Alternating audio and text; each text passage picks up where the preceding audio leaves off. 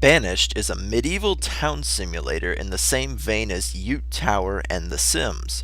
In it, you control a group of people settling in a fresh new land after being banished from their old one.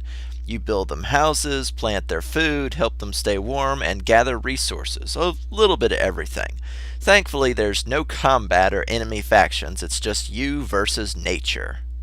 After a few tutorial windows, the game basically lets you do whatever you want, but you've got to start growing food right away and building things, or your first winter will just kill everyone. If there's enough food and space, your villagers will start having children and you can start expanding. If you don't, everyone will die of old age and your town will just stagnate into nothing, so you better get busy.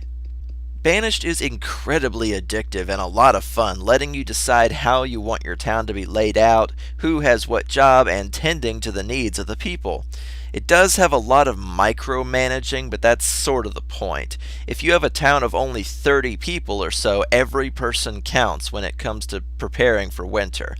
Food, firewood, and warm coats are a must, and you have to make sure your crops get planted every spring so there will be enough bounty to survive.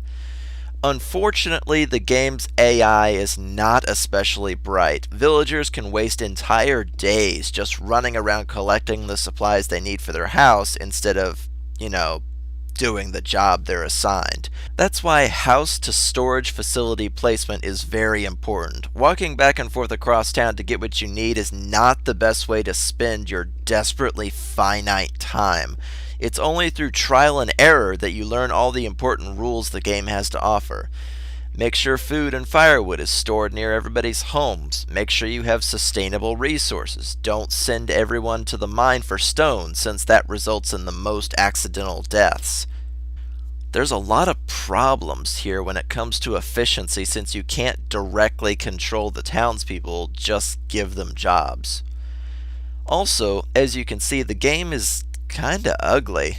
I know it's not supposed to be a cartoon, but the same old brown, green, and white in the winter really does get old. It feels muddy and sort of effortless. There's no such thing as dyes or coloring in the game, so each version of each person and structure are interchangeable with each other. I guess no bright red houses and pink wearing lady villagers for me then, huh? The achievements are just devastating. I didn't get a single one because of the game's harsh difficulty settings. There's no campaign or story to be had here. You're just building to see how big you can make your town's population. I wasn't very good at it though, since my town's never passed more than 70 people despite all the walkthroughs and tips I read online. I just must have been doing it wrong. But I do like that the game doesn't hold your hand. It fuels the addictive quality and kept me coming back for more. Strangely enough, the game has a lot of hidden stats. Things like weight, carrying capacity, disaster likelihood, crop field size, they all have these little numbers attached to them that the game simply doesn't show you. In my opinion, the AI and statistics of the game itself need a complete overhaul. After spending about 10 hours with the game, I can only say that it's great and addictive, but it just doesn't feel finished.